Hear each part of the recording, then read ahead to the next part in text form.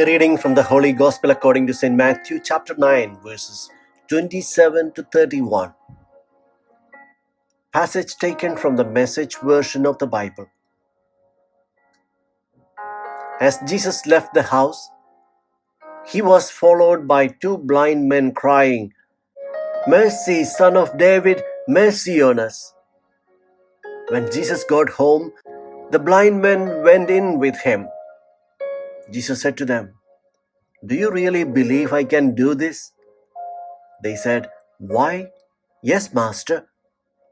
He touched their eyes and said, "Become what you believe." It happened. They saw. Then Jesus became very stern.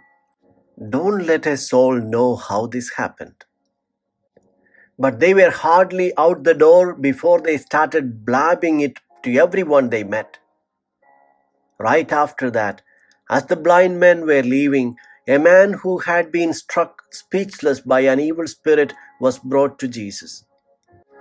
As soon as Jesus threw the evil, tormenting spirit out, the man talked away just as if he had been talking all his life.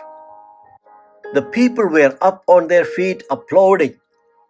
There has never been anything like this in Israel. The Gospel of the Lord.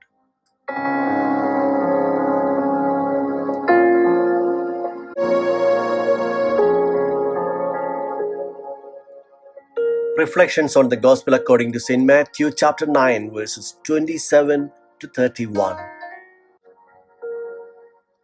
Today the Church celebrates the witness of life and missionary example of Saint Francis Xavier, co-founder of the Society of Jesus.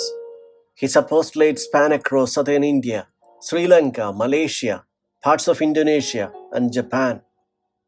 He died in Shangchuan Island in China at the age of 46.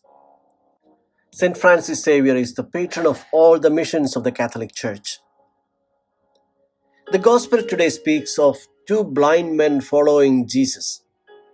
Reflecting on the scene of these two following the Lord, a simple thought attracts our imagination. How could the blind men catch up with Jesus unless Jesus slowed down for their sake?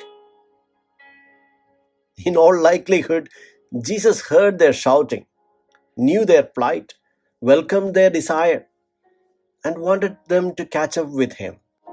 And when they did, he tested their faith and trust in him.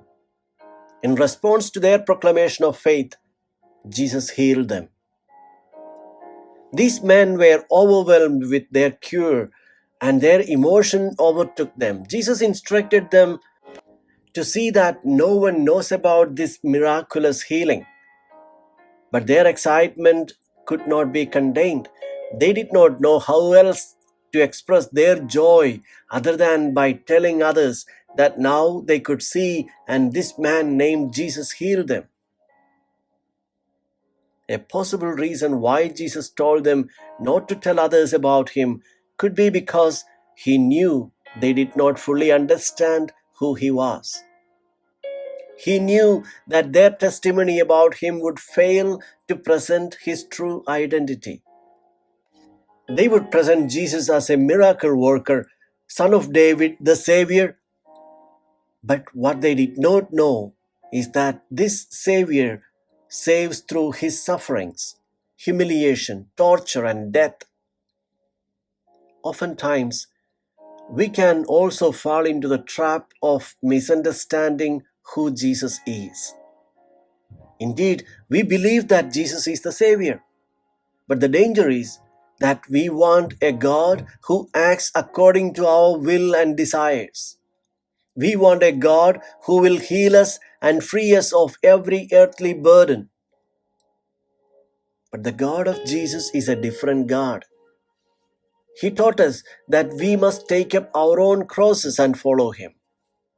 That sufferings, pain, and death are very much part of our life in faith. A false understanding of God would frustrate people when they are faced with struggles of life. Many people question God and give up faith in God when confronted with agonies in life. It is because of their wrong notion of God. Our faith in God shall not be because He performs miracles, but because He has assured us heaven.